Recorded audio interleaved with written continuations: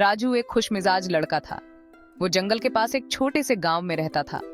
गांव हरा भरा और शांत था। सभी एक दूसरे को जानते थे। राजू को अपने दोस्तों के साथ खेतों में खेलना बहुत पसंद था। वे लुका छिपी खेलते थे। हवा वाले दिनों में पतंग उड़ाते थे। राजू की हंसी से हवा गूंज उठती थी। एक दिन राजू घूमने निकला। वो जंगल में आम से ज्यादा अंदर तक चला गया। पेड़ ऊंचे और घने होते गए। सूरज की रोशनी मुश्किल से जंगल की जमीन तक पहुंच पा रही थी।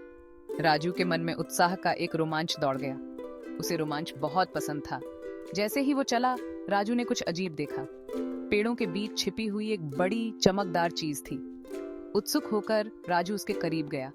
उसने कुछ पत्तों को हटाया और देखते ही उसकी सांस रुक गई। वहां जमीन में आधा दबा हुआ एक अजीब गोल चीज थी। वो चीज धातु की बनी हुई थी और चांदी के रंग की थी। उसके किनारे पर अजीब से निशान थे। राजू ने ऐसा पहले कभी नहीं देखा था। उसने सावधानी से उसकी ठंडी सतह को छुआ। अचानक एक हैच फुसकार के साथ खुल गया। राजू हैरानी से पीछे हट गया। हैच से एक छोटा हरा जीव निकला। उसकी आंखें बड़ी और गोल थीं और त्वचा पर शल्क थे। वह घबराहट से इधर उधर देख रहा था। हेलो, उसने धीमी आवाज में कहा। राजू अवाक उसे देखता रहा। उसने पहले कभी एलियन नहीं देखा था। छोटे जीव ने अपना एक छोटा 3 उंगलियों वाला हाथ आगे बढ़ाया। मैं टिकी हूँ, उसने कहा। मेरा स्पेसशिप क्रैश हो गया है। क्या तुम मेरी मदद कर सकते हो? राजू अभी भी हैरान था। उसने हाँ में सिर हिलाया। उसने टिकी को स्पेसशिप से बाहर निकलने में मदद की। टिकी ने बताया कि वो दूसरे ग्रह से है। उसका स्पेसशिप खराब हो गया था। उसे घर जाने के लिए इसे ठीक करना होगा।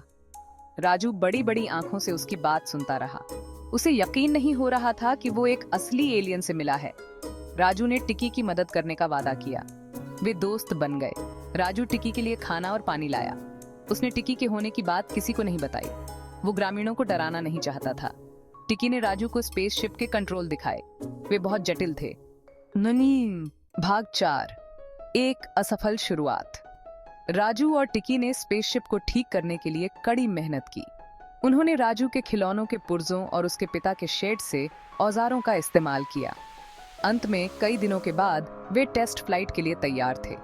टिकी स्पेसशिप में चढ़ गया। उसने कुछ बटन दबाए।